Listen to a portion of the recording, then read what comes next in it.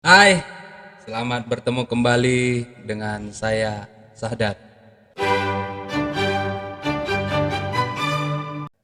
Terima kasih buat kalian yang masih setia station di channel Jas Pelangi Official untuk mendengarkan sebagian kecil narasi-narasi Alkitab yang mungkin saja bisa kita pakai sebagai bahan perenungan dalam kehidupan kita dan juga eh, refleksi refleksi sederhana di dalam kehidupan kita untuk menggali nilai-nilai yang baik di tengah-tengah kehidupan kita, atau mungkin saja bisa kalian gunakan sebagai literatur untuk memperkaya bahan-bahan khotbah yang akan kalian bawakan di dalam ibadah minggu di dalam minggu ini, dan semoga itu bisa bermanfaat untuk kalian. Nah, hari ini ada satu pertanyaan yang dilontarkan oleh sahabat saya. Dia katakan begini, Bang, di dalam kasih itu siapa sih yang pertama sekali harus dikasihi, dan bagaimana konsep kasih itu bisa dikerjakan di dalam kehidupan, bisa dilakukan di dalam kehidupan kita sehari-hari. Nah, di sini saya melihat teman saya ini memiliki keresahan bagaimana kasih. Saya lebih dominan memakai kata cinta di sini ya, cinta kasih. Mungkin saja itu bisa sejajar dikatakan di dalam narasi-narasi ini. Bagaimana seseorang itu memiliki cinta dalam dirinya untuk mencintai Allah dan sesama, bahkan seluruh ciptaan. Sebelumnya, yang menjadi referensi bagi kita untuk kita renungkan dalam mencoba untuk menjawab pertanyaan teman saya ini, kita dengarkan atau kita membacakan dulu satu nats dari Markus pasal yang ke-12 ayat yang ke-28 sampai ayatnya yang ke-34. Ini dia. Lalu seorang ahli Taurat yang mendengar Yesus dan orang-orang Saduki bersoal jawab dan tahu bahwa Yesus memberi jawab yang tepat kepada orang-orang itu, datang kepadanya dan bertanya, "Hukum manakah yang paling utama?" Jawab Yesus, Hukum yang terutama ialah, dengarlah hai orang Israel, Tuhan Allah kita, Tuhan itu Esa.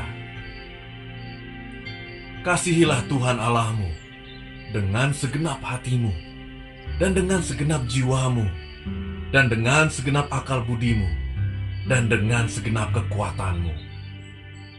Dan hukum yang kedua ialah, kasihilah sesamamu manusia seperti dirimu sendiri. Tidak ada hukum lain yang lebih utama daripada kedua hukum ini. lalu kata ahli Taurat itu kepada Yesus, Tepat sekali, Guru. Benar katamu itu, bahwa dia Esa, dan bahwa tidak ada yang lain kecuali dia. Memang mengasihi dia dengan segenap hati, dan dengan segenap pengertian, dan dengan segenap kekuatan, dan juga mengasihi sesama manusia seperti diri sendiri, adalah jauh lebih utama daripada semua korban bakaran dan korban sembelihan. Yesus melihat bagaimana bijaksananya jawab orang itu, dan ia berkata kepadanya, Engkau tidak jauh dari kerajaan Allah. dan seorang pun tidak berani lagi menanyakan sesuatu kepada Yesus.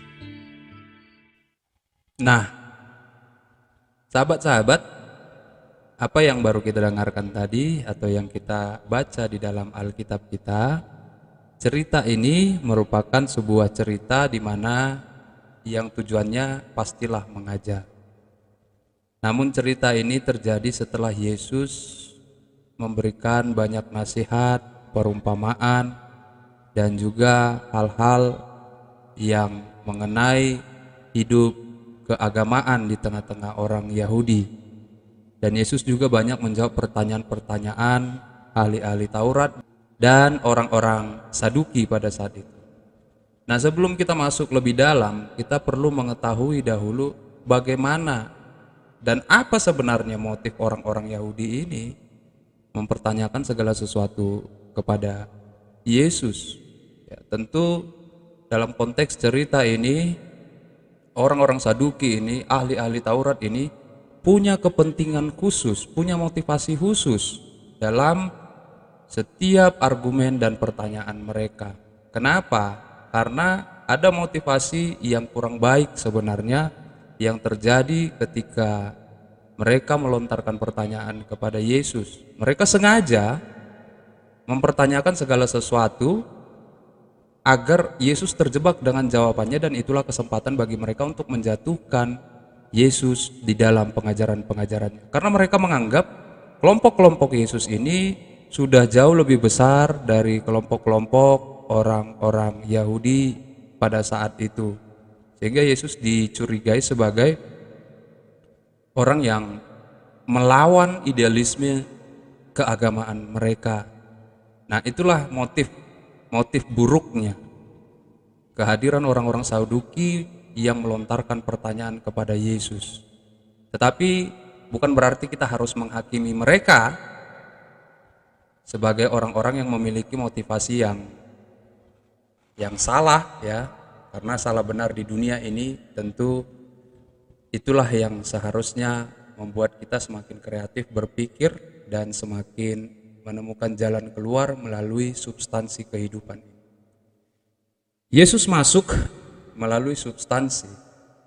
Yesus mengajar orang-orang banyak itu bukan tujuan untuk menghakimi.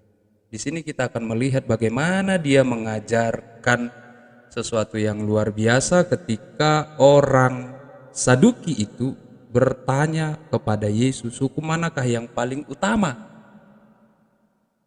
Ya. Karena sekian banyak hukum yang harus dihidupi oleh orang Yahudi, ini merupakan sebuah pertanyaan yang sebenarnya orang juga akan memiliki keraguan untuk menjawab ketika dia tidak menguasai hukum itu. Tetapi justru sebaliknya, Yesus menguasai hukum. Apakah orang Yahudi ini, orang-orang Saduki ini, ahli-ahli Taurat ini tidak menguasai hukum? Mereka lebih menguasai hukum. Tapi kecenderungan kekuasaan membuat mereka mengendalikan hukum itu. Nah, itu sisi yang buruk yang kedua yang terjadi. Namun sisi baiknya adalah ketika orang Saduki ini hadir di tengah-tengah Yesus, justru semakin membuka wawasan kita sebenarnya kasih yang seperti apa yang ditawarkan oleh Yesus. Hukum kasih seperti apa yang sebenarnya yang ingin ditawarkan oleh Yesus di dalam kehidupan kita.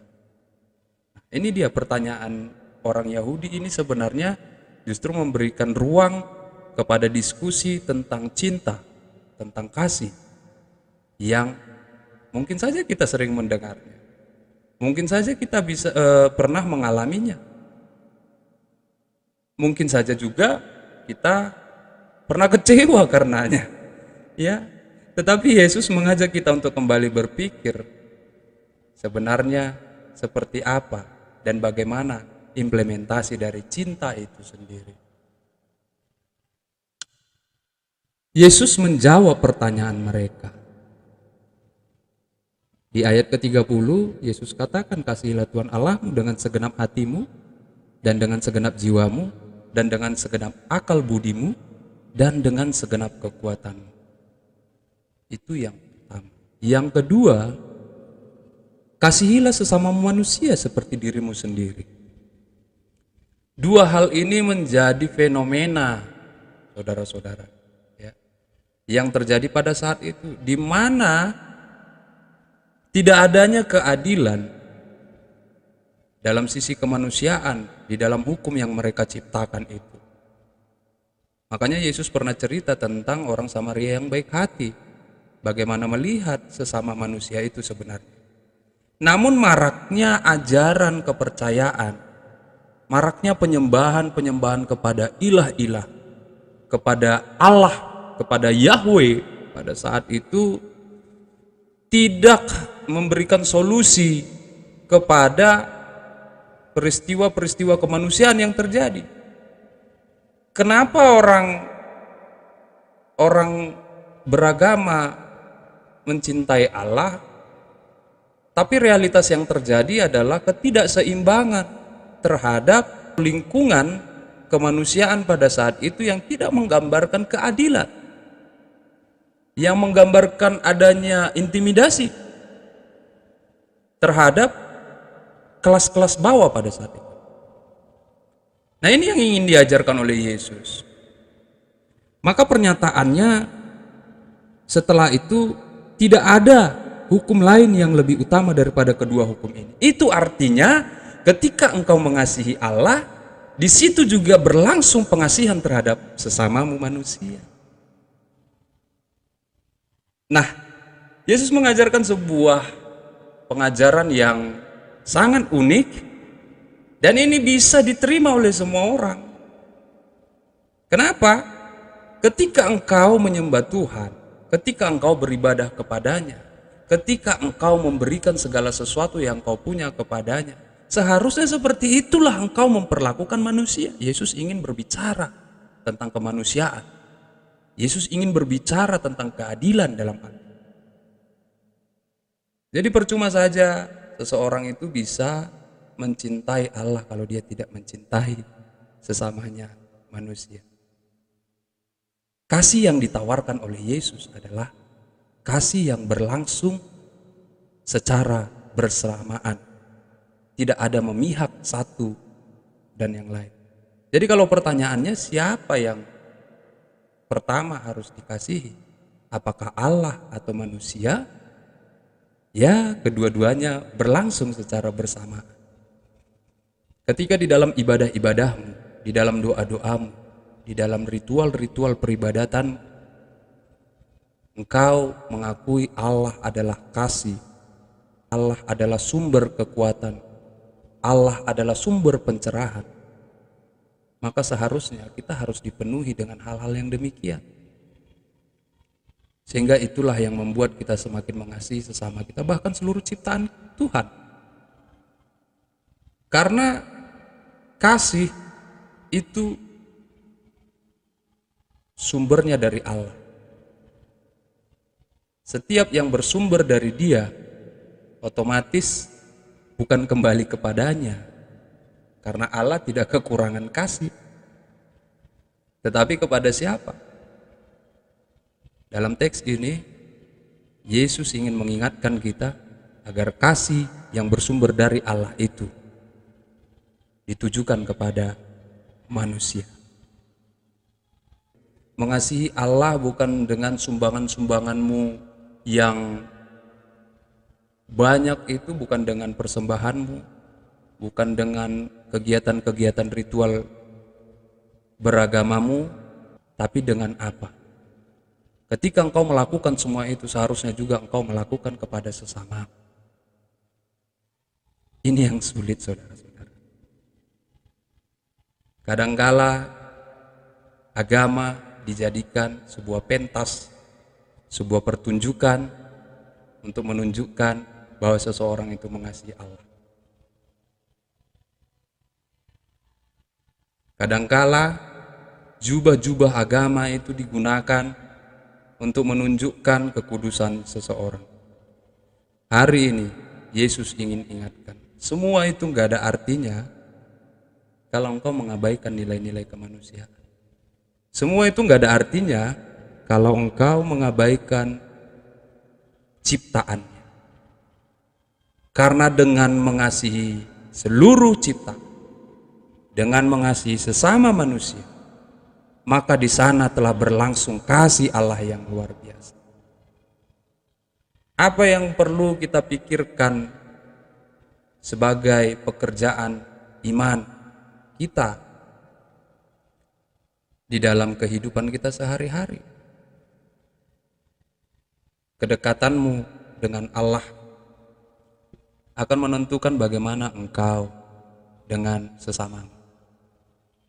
Jika engkau mengasihi Allah, maka tentu haruslah kasih itu juga berlangsung kepada sesamamu manusia. Tidak hanya cenderung dan memihak kepada Allah, karena Dia tidak kekurangan kasih, karena Dia juga adalah sumber kasih, maka Dia tidak perlu kasih yang daripadamu. Karena ketika engkau mengasihinya tetapi tidak mengasihi sesamamu, maka di situ engkau hidup dalam kemunafikan. hidup dalam kepura-puraan. Dia tidak memerlukan kasih yang seperti itu. Cinta kasih yang dibutuhkan oleh Allah adalah ketika engkau mengalami pengalaman kasih Tuhan di dalam hidupmu, maka di situ jugalah berlangsung kasihmu kepada sesama. Terima kasih, saya Sahdat. Sampai ketemu di video selanjutnya.